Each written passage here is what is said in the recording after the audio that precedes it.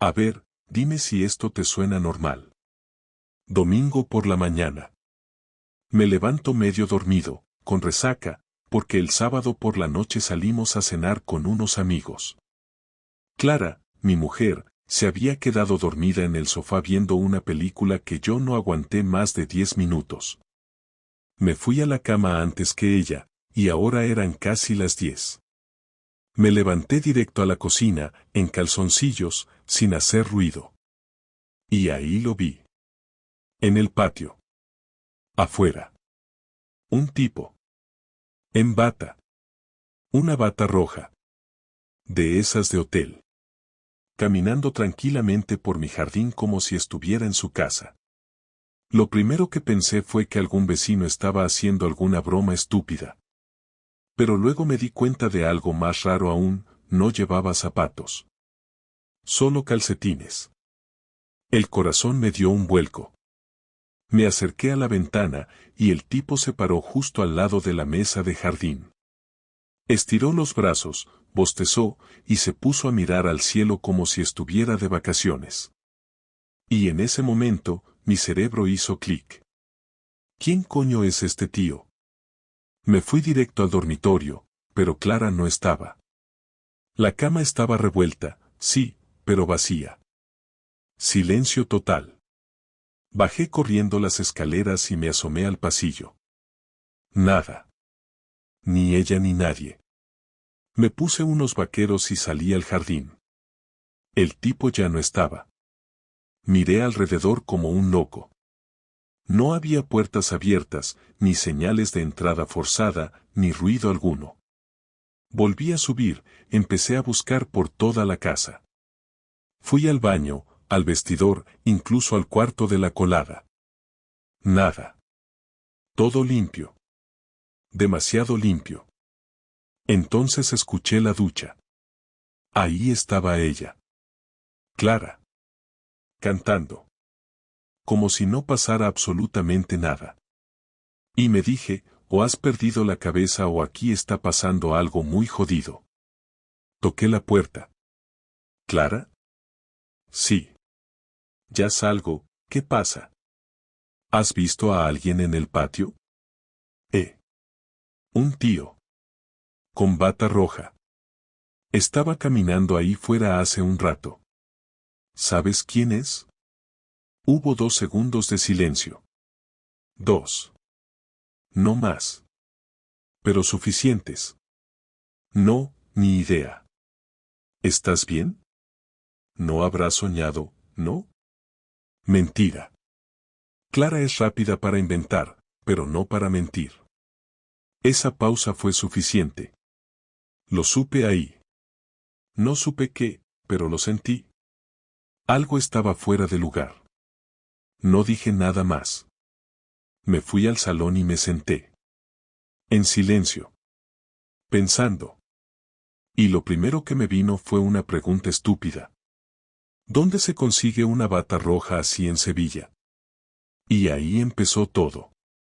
No dormí nada esa noche, y cuando digo nada no es una exageración amable, es literal, estuve dando vueltas en la cama mirando el techo hasta que empezó a clarear, escuchando la respiración tranquila de Clara a mi lado, esa respiración profunda que siempre me había calmado y que ahora me ponía de los nervios, porque no entendía cómo podía dormir así después de lo de la bata roja, como si nada hubiera pasado. Como si yo no hubiera visto a un desconocido paseando por nuestra casa con una naturalidad que solo tiene alguien que ya ha estado allí otras veces. A las 7:15 sonó el despertador y Clara se levantó de un salto, animada, demasiado animada para un lunes, se metió en el baño y empezó a arreglarse tarareando una canción. Y yo me quedé tumbado unos minutos más, mirando su lado de la cama, intentando ordenar la cabeza antes de decir o hacer algo de lo que no pudiera volver atrás. Desayunamos juntos, o al menos compartimos la cocina, porque hablar no hablamos casi nada. Ella me contó que tenía una reunión larga por la mañana y que seguramente comería fuera, y yo asentí sin mirarla demasiado, concentrado en el café, intentando detectar cualquier gesto raro, cualquier fallo en su versión, pero todo parecía normal, demasiado normal, como si hubiera ensayado cada movimiento. Antes de salir me dio un beso rápido y me dijo que luego hablábamos, y ahí tuve que morderme la lengua para no soltarle algo que lo estropeara todo antes de tiempo. En cuanto se fue, hice algo que nunca había hecho en nuestra relación, y no fue mirar su móvil ni nada por el estilo, fue algo más simple y más triste. Me senté en el salón y me puse a pensar con calma, repasando los últimos meses como si estuviera viendo una película que ya no me parecía la misma, recordando cenas que había cancelado, fines de semana en los que se había ido con amigas que yo apenas conocía, cambios pequeños en su forma de vestirse, de mirarme, de tocarme, cosas que antes había atribuido al estrés o a la rutina y que ahora, vistas desde otro ángulo, empezaban a tener sentido. A media mañana decidí salir a dar una vuelta, necesitaba moverme, despejar la cabeza, y fue entonces cuando vi algo que terminó de empujarme. Bajando por la calle, justo en la esquina, estaba Manolo, el portero del edificio de enfrente, un tipo mayor que siempre está apoyado en la pared fumando y observando todo, y cuando me vio me miró raro, con esa cara que pone alguien cuando sabe algo que no debería saber y no sabe si decirlo o no. Nos saludamos, hablamos de nada durante un minuto, y cuando ya me iba me soltó, casi sin mirarme, que el sábado por la tarde había visto a Clara entrar en casa acompañada, que pensó que era yo, pero que luego se dio cuenta de que no, porque el tipo era más alto y llevaba barba. No le pregunté nada más. No hizo falta. Le di las gracias, me despedí y seguí caminando como si el suelo no fuera firme. Ahí ya no había dudas, ni interpretaciones, ni margen para la imaginación, había un desconocido entrando en mi casa cuando yo no estaba, y no una vez, porque Manolo no es de los que se equivocan con esas cosas. Volví a casa y me senté otra vez en el salón, con la sensación de que el aire pesaba, de que todo estaba a punto de romperse, y decidí que necesitaba ver con mis propios ojos hasta dónde llegaba todo eso. No iba a montar una escena sin pruebas claras, no quería gritar por intuiciones, así que esperé. Esperé a que Clara volviera, esperé a que se moviera, a que repitiera algo que confirmara lo que ya sabía. Esa tarde me escribió para decirme que se retrasaría, que la reunión se había alargado y que luego irían a tomar algo para desconectar. Le contesté con un vale y nada más. Me senté en el coche y salí a dar vueltas sin rumbo fijo, pasando por sitios conocidos, intentando no pensar demasiado, hasta que cerca de las 9 vi su coche aparcado cerca de una plaza que no frecuentábamos, y algo dentro de mí me dijo que ese era el momento. Aparqué a una distancia prudente y esperé. No fue mucho tiempo. 10 minutos después apareció ella, riendo, y detrás, el tipo de la bata roja, esta vez vestido normal, vaqueros, camisa oscura, barba de varios días. Caminaban cerca, demasiado cerca para ser dos personas que solo trabajan juntas o que se están conociendo. Se pararon frente a su coche, hablaron un poco más, y entonces él le tocó la cara con una familiaridad que me dejó helado, y ella no se apartó, al contrario, sonrió de esa manera que yo ya conocía demasiado bien. No pasó nada más, no se besaron allí, no hizo falta. Con eso ya tenía suficiente. Arranqué el coche antes de que ella subiera al suyo y volví a casa con una calma rara, como si el enfado todavía no hubiera llegado del todo, como si estuviera en una fase previa en la que el cuerpo se prepara para algo grande. Clara llegó más tarde de lo que dijo, cerca de las 11, y entró como siempre, dejó las llaves, el bolso, me preguntó si había cenado, y yo la miré a los ojos por primera vez en todo el día con una claridad que a ella la descolocó. ¿Quién es el tipo de la bata roja? Se quedó quieta. Literalmente quieta. No fingió no entender, no preguntó de qué hablaba, solo se quedó parada unos segundos que parecieron largos, y luego soltó una risa nerviosa que no le había visto nunca. ¿De qué estás hablando, Diego? No me mientas. Ya no. Lo vi el domingo en casa, Manolo te vio entrar con él el sábado, y hoy os he visto juntos en la plaza. No me hagas esto. Se sentó despacio en la silla, como si las piernas no le respondieran, y empezó a decir que no era lo que parecía, que todo se estaba malinterpretando, que estaba exagerando, y mientras hablaba yo notaba cómo se me iba cerrando algo por dentro, no por lo que decía, sino por cómo lo decía, por esa forma de justificar sin explicar, de hablar mucho sin decir nada concreto. Se llama Álvaro, dijo al final. Es del trabajo. Solo es alguien con quien hablo. No entra en casa alguien con quien solo hablas. Ahí ya no pudo sostener la mirada. Bajó la cabeza, se llevó las manos a la cara, y durante unos segundos solo se escuchó su respiración acelerada y la mía, pesada, contenida. Cuando volvió a hablar, la voz le temblaba. No sabía cómo decírtelo. Y con esa frase se cayó todo. No hizo falta que añadiera nada más. No pregunté detalles, no pedí fechas, no quise saber cuántas veces ni desde cuándo. En ese momento solo sentí una mezcla de rabia y vacío que me dejó sentado, mirando a una mujer que de repente ya no reconocía, sabiendo que lo peor no era lo que acababa de descubrir, sino todo lo que venía después. No recuerdo haberme levantado de la silla, pero de pronto estaba de pie frente a ella, con las manos apoyadas en la mesa de la cocina, notando cómo me temblaban los brazos aunque intentara aparentar calma, y Clara seguía sentada, con la espalda encorvada y la mirada clavada en el suelo, como si así pudiera desaparecer de la escena, y durante unos segundos ninguno dijo nada porque había demasiadas cosas acumuladas que no cabían en una frase normal. Yo respiraba hondo, despacio, intentando no gritar, porque no quería que aquello se convirtiera en un espectáculo, pero tampoco estaba dispuesto a escuchar mentiras suaves ni explicaciones a medias. Habla, le dije. Pero habla de verdad.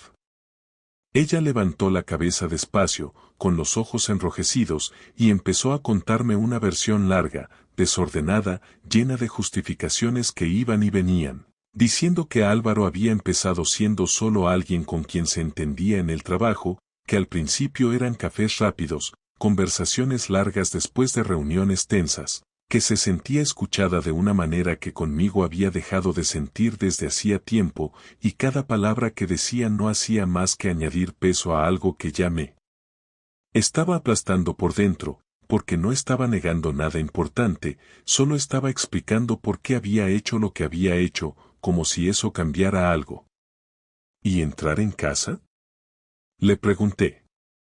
¿Eso también fue porque te escuchaba? Clara apretó los labios, se levantó de la silla y empezó a caminar por la cocina como si necesitara moverse para no romperse, diciendo que había sido un error, que solo había pasado una vez, que yo no estaba y que no pensó que volvería tan pronto, y ahí fue cuando sentí algo parecido a una sacudida por dentro, no porque me sorprendiera, sino porque escuchar esa confirmación tan directa hizo que todo fuera irreversible. ¿Una vez?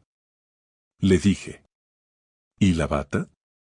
Se quedó quieta otra vez, con los hombros tensos, y no respondió enseguida, y ese silencio fue más claro que cualquier confesión detallada, porque ya no había manera de sostener la versión de algo puntual, y cuando por fin habló lo hizo con un tono más bajo, más real, admitiendo que no había sido solo una vez, que no sabía cuántas, que no llevaba la cuenta porque nunca pensó que llegaríamos a ese punto, como si eso fuera un consuelo.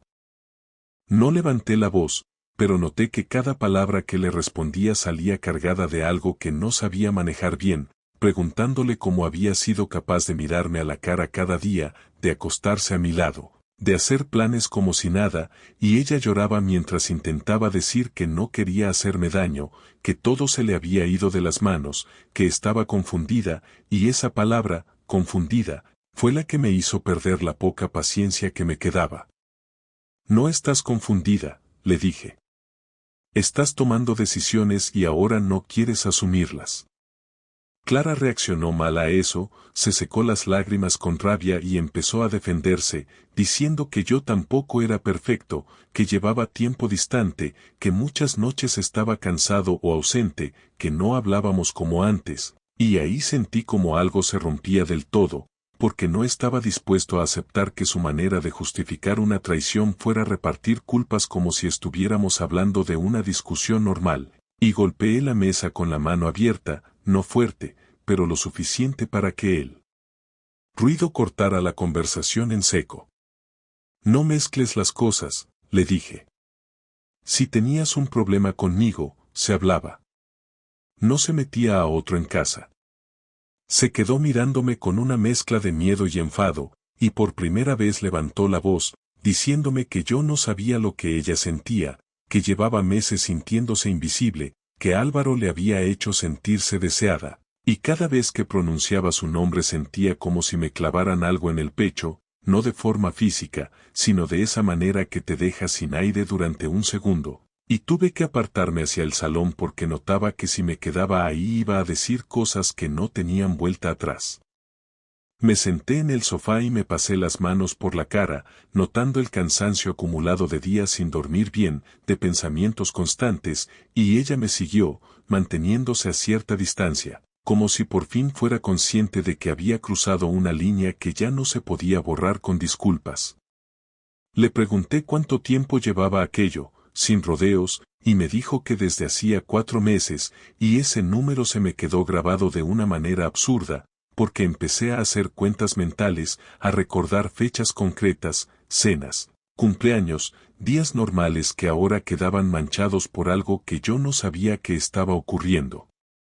¿Lo quieres?, le pregunté. Tardó en responder, y cuando lo hizo no fue clara, dijo que no sabía, que no era amor, que era algo distinto, y esa ambigüedad me confirmó que no estaba dispuesta a cortar de raíz, que seguía protegiendo algo que no era yo, y sentí una mezcla de rabia y decepción tan fuerte que me levanté otra vez y fui directo al dormitorio.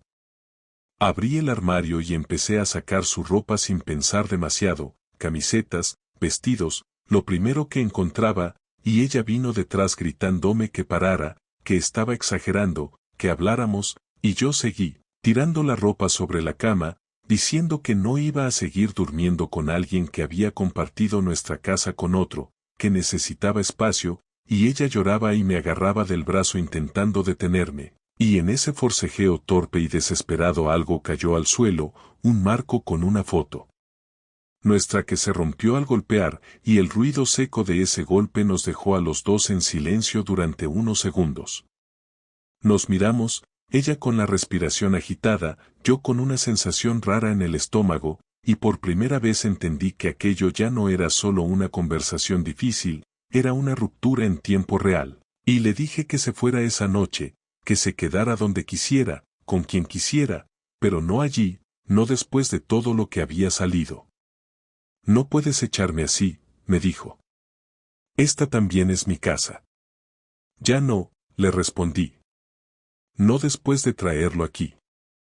Se quedó parada, mirándome como si no me reconociera, y luego empezó a decir que estaba siendo injusto, que no tenía derecho, que todo podía arreglarse, y yo le contesté que había cosas que, una vez hechas, no se arreglan, se gestionan como se puede, pero no vuelven a ser lo mismo, y ese fue el momento en el que dejó de suplicar y empezó a enfadarse de verdad, acusándome de reaccionar como un crío, de no querer escuchar, de cerrar la puerta sin intentar entenderla. Te he entendido perfectamente, le dije. Eso es lo peor. Al final, después de casi una hora de discusión, de frases que se repetían, de lágrimas que ya no parecían sinceras, Clara cogió una bolsa, metió algo de ropa sin orden, y se fue dando un portazo que resonó en toda la casa, dejándome solo en un silencio espeso, sentado en el borde de la cama, mirando el hueco vacío del armario y sabiendo que esa noche no iba a dormir, no por miedo, ni por tristeza todavía, sino porque la rabia todavía estaba demasiado cerca de la superficie y no pensaba dejarme en paz tan fácilmente. Los primeros 2 días después de que Clara se fuera pasaron lentos, densos, como si el tiempo se hubiera vuelto pesado solo para joderme, y yo me movía por la casa sin saber muy bien qué hacer con mis manos ni con la cabeza, durmiendo a ratos en el sofá, comiendo cualquier cosa y repasando la conversación una y otra vez, no para entenderla mejor, sino para confirmar que no me había vuelto loco y que todo había pasado exactamente como lo recordaba. Al tercer día dejé de sentir solo rabia y empecé a sentir algo más frío, más ordenado, una necesidad clara de recuperar el control de una situación en la que había quedado como el último en enterarse, y fue ahí cuando tomé decisiones que no nacieron del impulso, sino de una calma rara que no me conocía. Lo primero que hice fue llamar a mi abogado, un tipo serio al que había recomendado un compañero de trabajo, y quedamos esa misma tarde. Le conté todo sin adornos ni dramatismos, quién era Clara, cuánto llevábamos casados, lo que había pasado y, sobre todo, el detalle de que había metido a otro en la casa, porque eso cambiaba muchas cosas, y él me escuchó sin interrumpir, tomando notas, preguntando solo lo necesario. Cuando terminé, me explicó con claridad qué pasos podía dar y cuáles no, qué me convenía y qué no, y salí de allí con una sensación extraña de alivio, porque por primera vez desde que todo explotó, alguien me estaba hablando en términos prácticos, sin emociones de por medio. Esa misma noche tomé una decisión que llevaba días rondándome la cabeza y que no tenía marcha atrás. Entré en el despacho, abrí el cajón donde guardábamos todos los documentos importantes y empecé a separar lo que era mío de lo que era compartido, contratos, cuentas, papeles del coche, todo lo que podía necesitar para no depender de ella ni un solo día más de lo estrictamente necesario. No estaba robando nada ni escondiendo nada, estaba preparando el terreno para no volver a sentirme vulnerable, y cada papel que ponía en una carpeta me devolvía un poco de la dignidad que había perdido sin darme cuenta. Al día siguiente llamé al administrador del edificio y pedí cambiar las cerraduras, sin dar demasiadas explicaciones, solo diciendo que había un problema familiar y que necesitaba hacerlo cuanto antes. Vino esa misma tarde, cambió todo en menos de una hora, y cuando me dio las llaves nuevas sentí algo parecido a una victoria pequeña pero necesaria. No era venganza todavía, era protección, pero sabía que a Clara le dolería cuando se diera cuenta de que ya no podía entrar y salir como si nada hubiera pasado. No tardó en darse cuenta. Me llamó esa misma noche, furiosa, diciéndome que había pasado por casa a recoger más ropa y que no había podido entrar, que qué coño significaba eso, y yo le contesté con una tranquilidad que la descolocó, diciéndole que significaba exactamente lo que parecía, que no iba a seguir permitiendo que usara la casa como una base mientras veía a otro, y que si necesitaba algo concreto lo habláramos por mensaje, no en persona. Gritó, me acusó de ser cruel, de querer castigarla, y yo le respondí que no estaba castigando a nadie, solo estaba poniendo límites que ella había ignorado durante meses. Pero la parte que realmente necesitaba hacer, la que sentía como una devolución justa, no llegó hasta unos días después, cuando confirmé algo que ya sospechaba.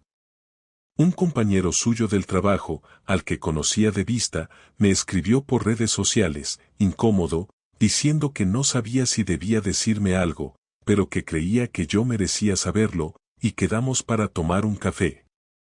Allí me contó que la relación entre Clara y Álvaro no era ningún secreto en la oficina, que todo el mundo sabía que se quedaban hasta tarde, que salían juntos, que incluso habían estado en un viaje de empresa comportándose como una pareja normal, y que muchos asumían que yo estaba al tanto o que la relación estaba abierta. No dije nada en ese momento, solo escuché, pero al salir de allí supe exactamente qué iba a hacer, no para montar un escándalo absurdo, sino para que Clara dejara de controlar el relato. Esa misma noche escribí un correo formal, sin insultos ni amenazas, dirigido al Departamento de Recursos Humanos de su empresa, explicando que yo era su marido, que acabábamos de separarnos por una relación que ella mantenía con un compañero, y que necesitaba que constara que no estaba al tanto ni había dado consentimiento alguno para ese comportamiento durante viajes y horarios laborales. Adjunté fechas, lugares, nada exagerado, solo hechos comprobables.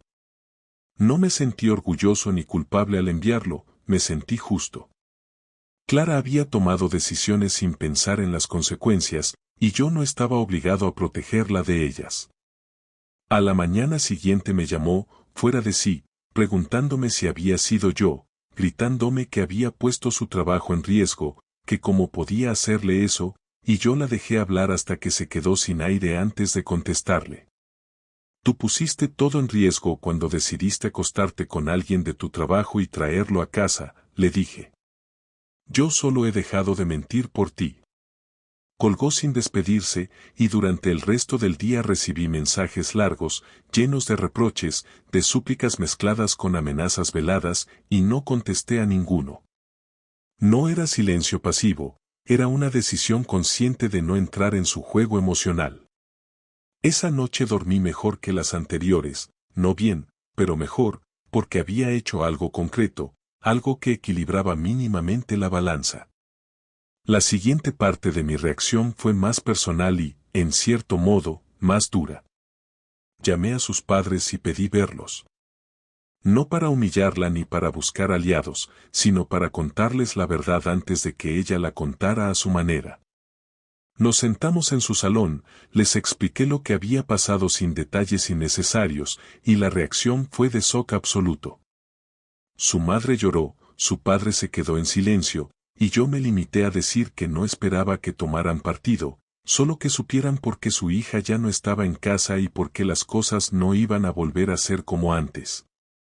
Cuando Clara se enteró de esa conversación, explotó. Me llamó gritando que no tenía derecho a involucrar a su familia, que eso era una bajeza, y yo le respondí algo que llevaba días pensando. No los he involucrado, Clara. Los he respetado lo suficiente como para no mentirles. A partir de ahí, el contacto se redujo casi por completo. Solo mensajes prácticos sobre cosas concretas, sin emociones. Yo seguí con mi vida diaria, volví al trabajo, retomé rutinas, y aunque por dentro seguía hecho polvo, había algo nuevo creciendo, una sensación de que ya no estaba esperando nada de ella, de que el poder había cambiado de manos. No estaba buscando hacerle daño gratuito, estaba cerrando puertas una por una, asegurándome de que no pudiera volver atrás cuando le conviniera. La venganza no fue un estallido ni una escena épica, fue una serie de decisiones firmes, frías, que la obligaron a enfrentarse a la realidad de lo que había hecho, sin filtros ni colchones. Y aunque sabía que nada de eso me iba a devolver lo que había perdido, también sabía que no iba a quedarme quieto viendo cómo intentaba salir limpia de algo que había ensuciado ella sola. Durante los siguientes días no pasó nada fuera de lo que ya esperaba, ni disculpas nuevas ni intentos sinceros de aclarar nada, solo mensajes fríos y puntuales de Clara preguntando por cosas prácticas, algún recibo, una factura, alguna cita médica pendiente que ni siquiera era urgente.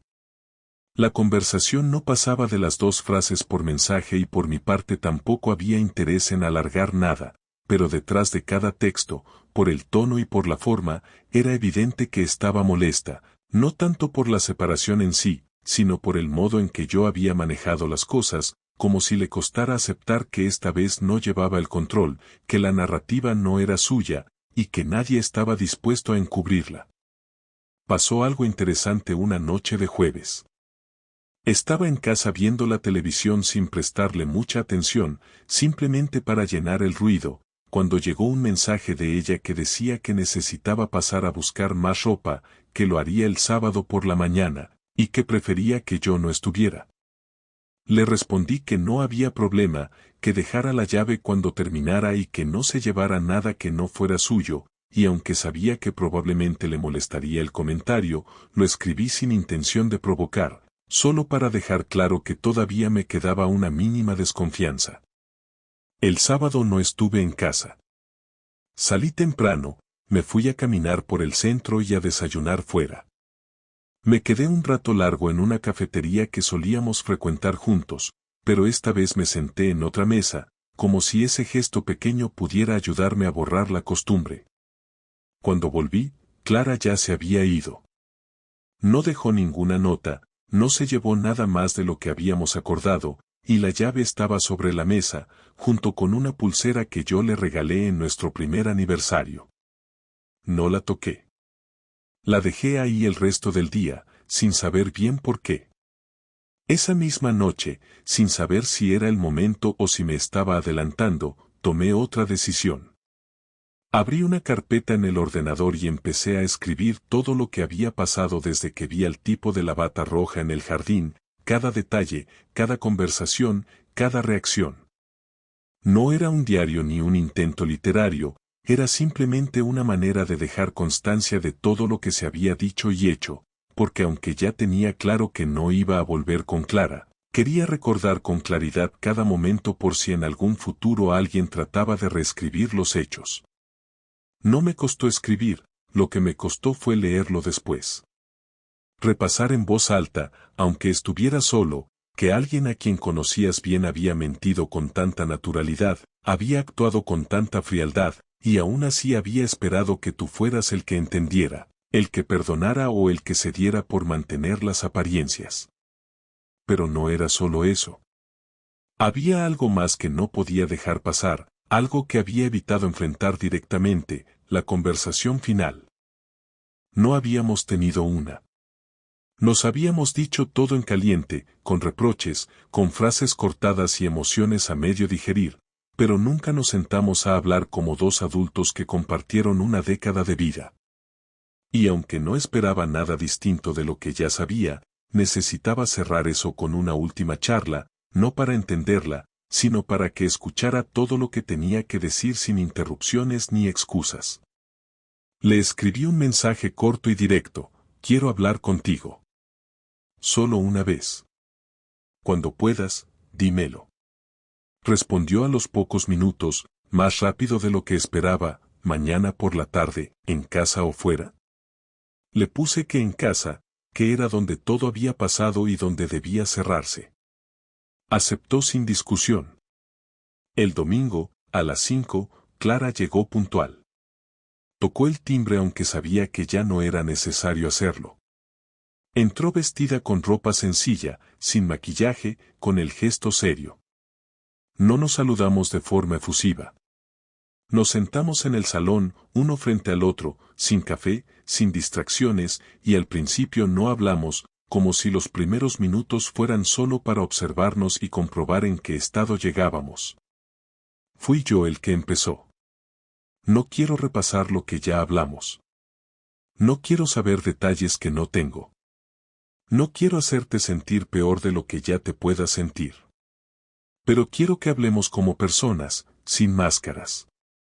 Quiero que digas lo que tengas que decir, y quiero decir lo mío, y después cada uno se va por su lado. Ella asintió. No interrumpió. Esperó. Y entonces lo solté todo, sin gritar, sin llorar, sin dramatizar.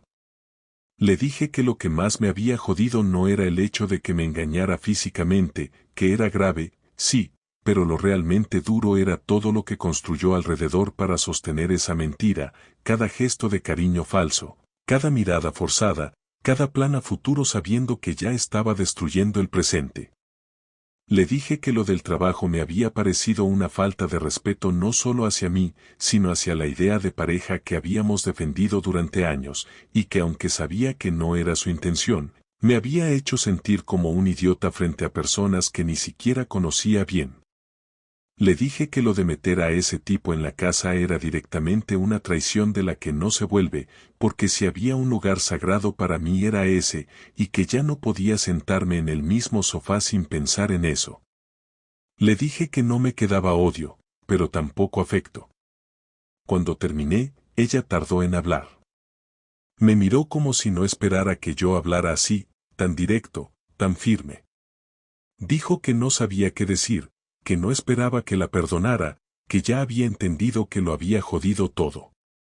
Intentó explicar otra vez que no era algo planeado, que se le fue de las manos, que solo buscaba sentirse viva otra vez, y esa frase fue la única que me hizo reaccionar mal. ¿Y yo estaba muerto? Le solté. ¿Por qué si tú necesitabas sentirte viva, yo qué era para ti? No respondió. Bajó la cabeza. Se quedó así un rato. Después pidió disculpas, pero no como la primera vez, no desde el miedo a perderlo todo, sino desde una aceptación distinta, como si por fin entendiera que no había marcha atrás. Me agradeció que la dejara hablar, que no hubiera hecho de esto una guerra legal, y que aunque sabía que no podía pedirme nada más, esperaba que con el tiempo pudiera mirarla sin rencor. Eso depende del tiempo, no de ti, le dije. Ahora mismo, no puedo.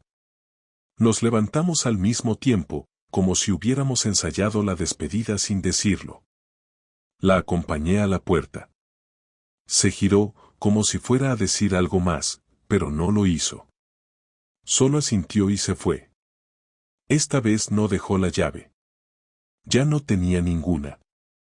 Cerré la puerta y me senté en el mismo sofá, sin pensar en nada durante un rato largo. La conversación no cambió nada práctico, no modificó lo que había pasado, pero me permitió soltar un peso que llevaba semanas empujando hacia adentro. A partir de ahí, el silencio no dolía igual. Era silencio, sin más.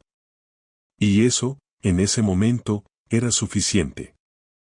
Una semana después de la conversación final con Clara, desperté un martes a las 7 en punto sin alarma, sin sobresalto, sin necesidad de moverme con prisa, y me quedé tumbado un rato mirando el techo, sin sentir urgencia por hacer nada más que estar en silencio. Había algo nuevo en esa mañana. No era paz, tampoco tristeza. Era una especie de claridad incómoda, como si todo estuviera colocado por fin en su sitio, aunque lo que se viera no fuera agradable. Me duché, preparé café, abrí las ventanas del salón, puse a lavar las sábanas y después me senté frente al ordenador a mirar el calendario laboral.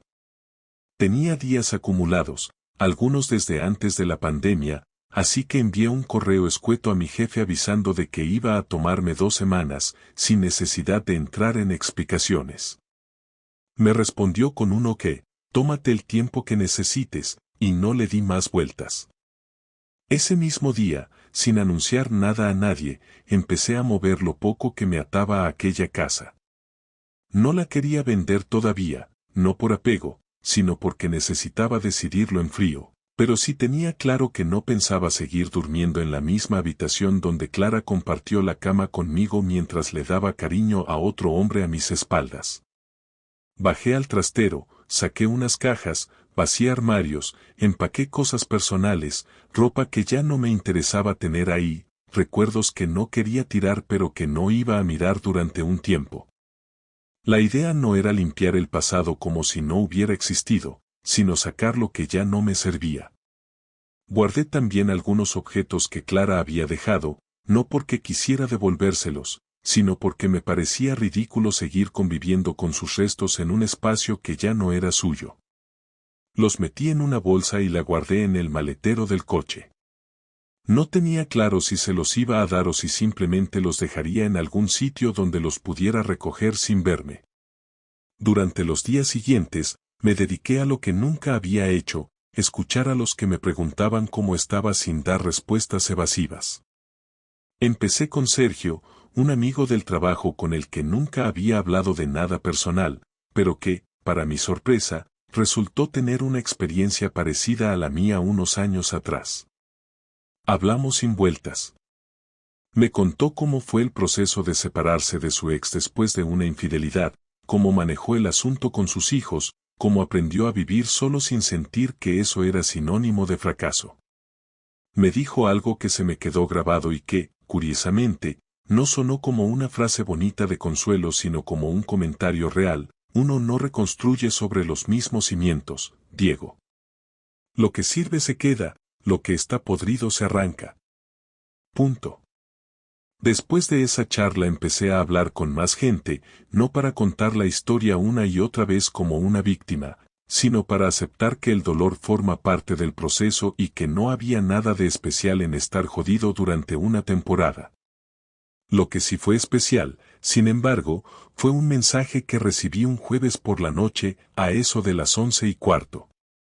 Era de Clara. No era largo, pero tampoco era un simple saludo.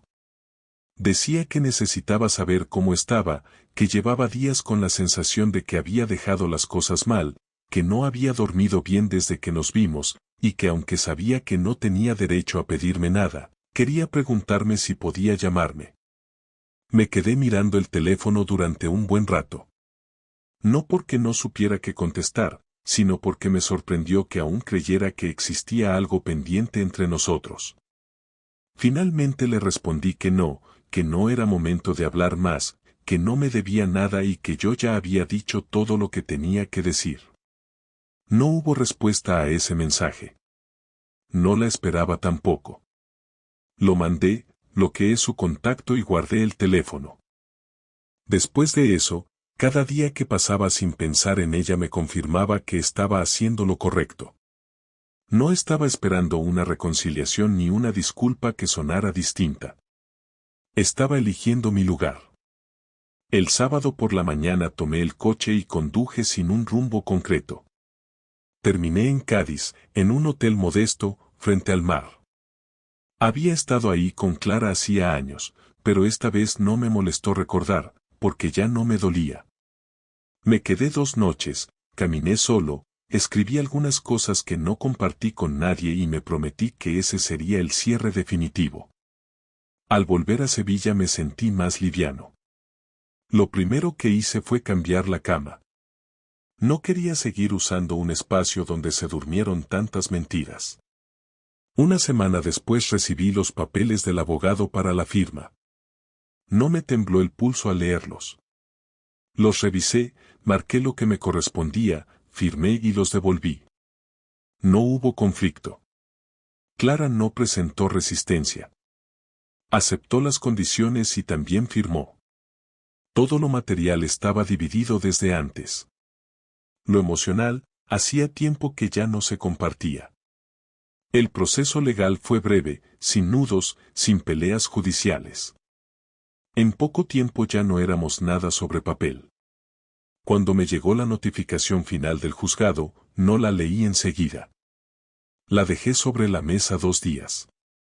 Al tercero la abrí, leí mi nombre completo, vi el sello oficial y sentí que esa hoja no marcaba el fin de una historia, sino la validación de una decisión que ya estaba tomada desde mucho antes.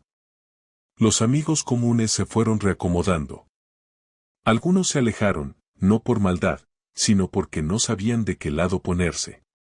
Otros me escribieron con sinceridad, diciéndome que estaban del lado de la verdad, no de la costumbre. No hice campaña para ganarme a nadie. Solo dejé que el tiempo hiciera su trabajo. No volví a saber de Álvaro, no lo mencioné más, no lo busqué, no me interesó.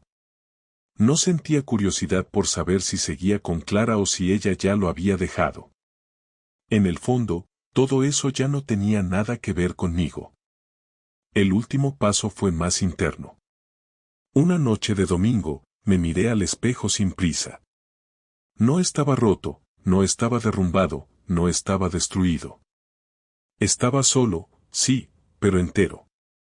Me vi más cansado, con ojeras, con menos paciencia, pero con una certeza clara, no me había quedado callado, no me había humillado, no había negociado con la dignidad. Había enfrentado el dolor de frente y había salido caminando. No puedo decir que soy feliz. Pero sí puedo decir que estoy en paz. Que no me debo nada a mí mismo. Que no tengo la necesidad de vengarme de nadie porque ya hice todo lo que tenía que hacer. Y que, por primera vez en mucho tiempo, tengo ganas de empezar algo nuevo, desde cero, sin trampas, sin mentiras, sin sombras. La historia con Clara terminó donde tenía que terminar.